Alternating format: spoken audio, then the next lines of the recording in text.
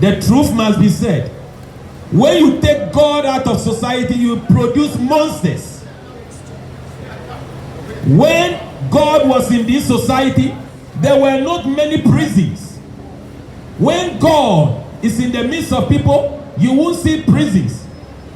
But because they took God out of the society, they took the knowledge of God out of you, there were many more crime. There are CCTV everywhere. Now security companies begin to make money because people became more thieves, and even every shop now has CCTV because nobody is safe. Where the kingdom of God is, there is peace. Children, return to God. Forget about your parents who deserted God. Look at their lives. You live in the house with them. Look at their rage. Look at their fury. Look at their words, their language.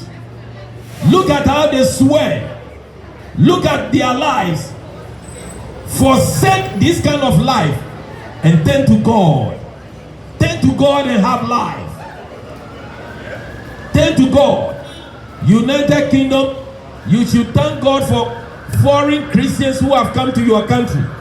If not, your country will be dead by now. Turn to God. Now, to my fellow foreign Christians who are in this country, don't ever think you are safe. Don't think you are safe. The same way the English people, the native people in this country rejected God and their church buildings are being sold. They are selling their church buildings. The same way, if we continue the same way they are doing, it will happen exactly to us. Look at their children. They have no knowledge of God. They walk naked and they don't think they are naked. God said, you are naked, but you don't see you are naked. You are poor, you don't think you are poor. You are empty, you don't think you are empty. They started living in the bars. When the word of God says a day in the house of God is better than 1,000 spent somewhere. Now let me speak to churches that have come to the diaspora, and you are in the United Kingdom. You have to remember, United Kingdom is a cosmopolitan city. There are people of all walks of land that are in this country. God brought us over here to reach everybody. If you are here and doing ministry in United Kingdom and you are only reaching people of your country, you should be ashamed of yourself. This big city, there are all kinds of nationalities, and the gospel you preach cannot touch any other nationals. You cannot reach any other national apart from people from your country, and you call it growth and you are proud of it. You have failed. We have failed if our gospel cannot touch any other nationals but our own people. We have failed.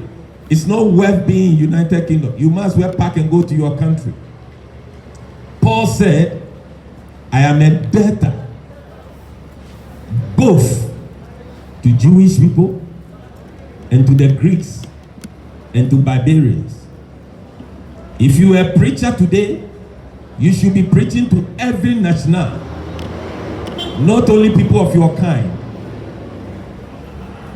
Many of us, Ghanaians reaching Ghanaians, Nigerians reaching Nigerians, Congolese reaching Congolese. What a shame. What a shame. In United Kingdom, then there's no need for us to be here. And the people who we see in our church are people who are already born again. And the very people who need Jesus, the very people who need salvation, the very people God brought us here to come and save them, we are not reaching them. Yet we are proud. We sit in our churches and we dance, we entertain ourselves, and we'll be boasting that we are growing. We should be ashamed of ourselves. Beloveds, we love you. Acquaint yourself with Jesus before it's too late. Acquaint yourself. Jesus, he can become whatever your problem, your need is. He can become a solution to that. Based on your situation, he will meet you. He's indescribable. I cannot describe him to you. The Lord bless you all. We will come next week, God willing. If God keeps us alive, you will see us again. But know that Jesus cannot be described. I will not dare to describe him to you because he's indescribable. If I try to describe him to you, he might not fit into what you need. But if you meet Jesus, he will become the solution to your need. The Lord bless you all. We love you all. I'm not hard on you. I'm not mean on you. I'm speaking the truth that God has given me. Enough is enough. It's a long time we have to be truthful to ourselves. God did not bring us to the United Kingdom to come and reach our kind and our own. Stay in our churches and make noise. God brought us over here to come and reach this dying word. This dying word. This dying word. Reach every nook, every village, every city. Let's stop being phony. And what we call ministry. It's not ministry. If we are reaching our kinds, it's not ministry. It's self-built empires. We deceiving ourselves in the name of Jesus that we are doing ministry. The real ministry is reaching every nationality. The word of God says, Acts of Apostles chapter 8 from verse 4. It said, and the Christians that scattered, they went everywhere preaching Jesus everywhere they went. They preached Jesus everywhere. That's why we got the message. And then when it came to you, you have set your church to speak to only your kind. We should be ashamed of ourselves. Jesus is loving, he's caring. Jesus is indescribable. I cannot describe him to you. He's indescribable. He can meet you at the point of your need. He will become real to you based on your circumstances and your situation. No matter how they have brainwashed you about Jesus, Jesus is more than you have heard. I will not dare try to introduce Jesus to you because Jesus is indescribable. That's what the word of God says. He's indescribable. He told the Jewish people, I am the bread of life. Every one of you eats bread every day. But the bread you eat, it doesn't give you life. Jesus said, I am the bread of life. I am the source of life. He said, I am the light of the world. You pay light bill, don't you? You pay heavy light bill. But Jesus said, I am the light of the world. Even though you are living during the day and the sun is on, you are still blind. Blind. You have eyes, you can't see. You have eyes, but you can't see. But Jesus said, if you come to me, your eyes will be open. You will see your nakedness. You will see your wretchedness. And he will clothe you. Many of you who are drunkards, you don't see you are naked and wretched. But when Jesus comes into your life, you will realize your filth. A preacher won't have to tell you. You will realize, you say, what am I doing? Is this filth I've been sitting in all the time? You are a chain smoker, if Jesus comes into your life, you will never touch alcohol, tobacco again. You will wonder how you stop. When Jesus comes into your life, he gives you life. He will touch you in a certain way. You will know that you have changed. I won't dare tell you what kind of changes he will cause in your life. But when you experience, nobody experiences Jesus and remains the same. Nobody ever met Jesus and remained the same. No matter, even rich people, when they met Jesus, they saw that money is not everything. Money is not everything. What we all need is Jesus. That's why God gave us Jesus. But there are some phony people. There are lots of phony people going around saying Jesus is a prophet. Phony people. They know nothing. Jesus is not a prophet. He is indescribable.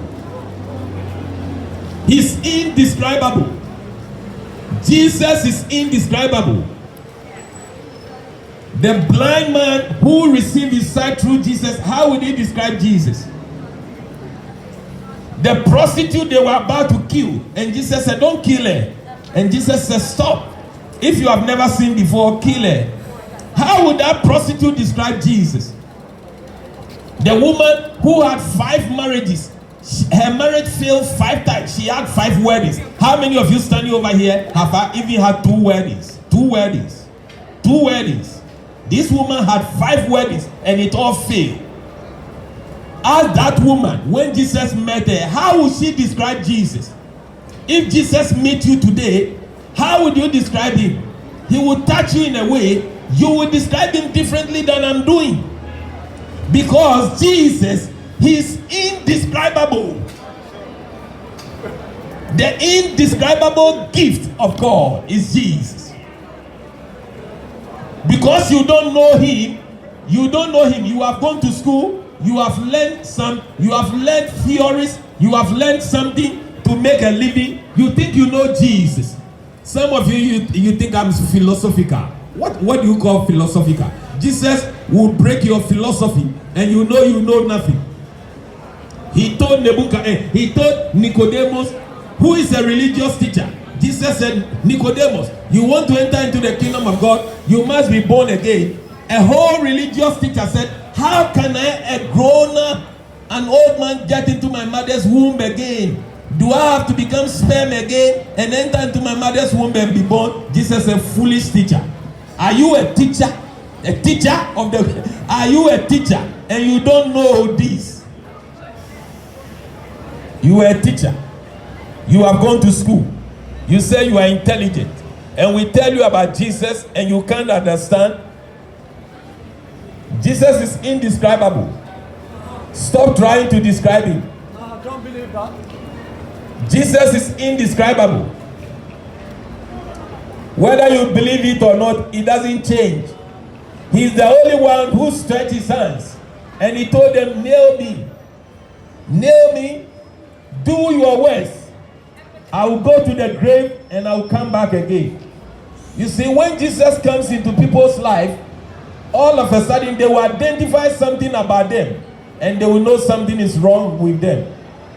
Peter was so religious. Peter was a religious Jew. But when he met Jesus, the first thing he did, he confessed his sin. When people meet Jesus, the first thing you will know that you are a sinner who needs forgiveness. If you meet Jesus, you know how much filthy mouth you have. Those of you who have been swearing, you will know how filthy your mouth is. You will know how much filth you have in the inside. I love Jesus. When Jesus comes into your life, everything changes. Don't tell me what change has to occur. Once you meet Jesus, something will change inside of you. The Lord bless you all. We love you. But God loves you the most. Acquaint yourself with the Almighty and you'll be at peace. The Lord bless you. In Jesus' name. Jesus' name. I love Jesus.